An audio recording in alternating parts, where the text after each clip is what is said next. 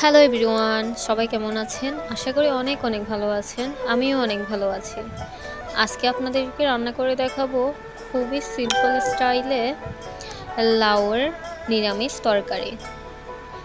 তো এখানে আমি প্রথমেই সয়াবিন তেল দিয়ে দিয়েছিলাম, তারপর দিয়ে দিয়েছিলাম সাদা জিরে আর শুকনো মরিচের ফোড়ন। তারপর লাউটা কুচি কুচি করে কেটে রেখেছিল সেগুলি দিয়ে দিলাম।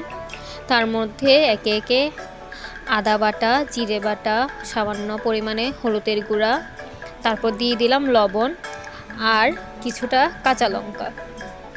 আর এর মধ্যে দিয়ে দিতে হবে অবশ্যই সামান্য পরিমাণে চিনি।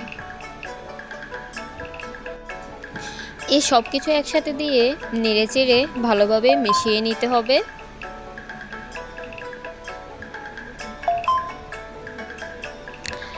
এই তরকারিতে কিন্তু আমরা কোনো পানি ইউজ করব না। এই লাউ থেকেই যা পানি বের হবে তাতেই রান্না হয়ে যাবে। ইতিমধ্যেই এই লাউ থেকে পানি বের হওয়া শুরু হয়ে গিয়েছে। এখন আমরা ভালোভাবে নেড়েচেড়ে মিশিয়ে দিব পুরো তরকারিটা।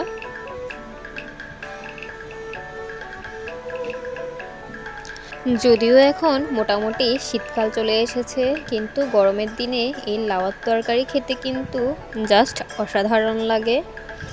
এই লাউয়ের তরকারি আমাদের পেট ঠান্ডা রাখতেও সাহায্য করে। এই তরকারিটি কিন্তু আপনারা দেখেছেন খুবই কম মশলাপাতি দিয়ে বানানো হয়েছে। এভাবে নিরামিষ লাউ তরকারি রান্না করলে খুবই মজা হয়। আপনারা চাইলে বিভিন্ন ধরনের বড় মাছ যেমন রুই মাছ, কাতলা মাছ, এইসব মাছের মাথা দিয়েও এই লাউ তরকারি রান্না করতে পারেন। এইসব বড় মাছের মাথা দিয়ে লাউ তরকারি রান্না করলে কিন্তু অনেক মজা হয়।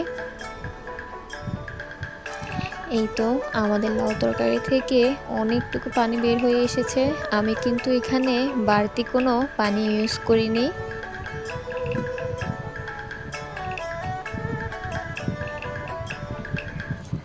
এভাবে মিডিয়াম আঁচে আমরা পুরো লাউ তরকারিটি রান্না করে নিব। এই তো আমার লাউ তরকারিটি প্রায় হয়ে এসেছে।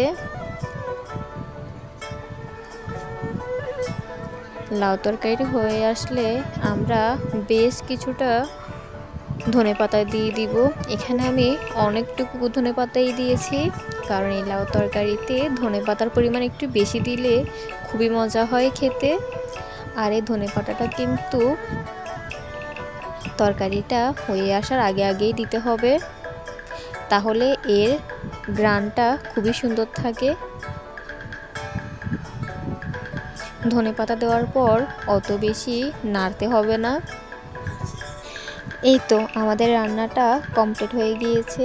আমাদের এই ভিডিওটি এতক্ষণ দেখার জন্য আপনাদেরকে অসংখ্য ধন্যবাদ। সবাই অনেক অনেক ভালো থাকবেন, আমাদের পাশে থাকবেন।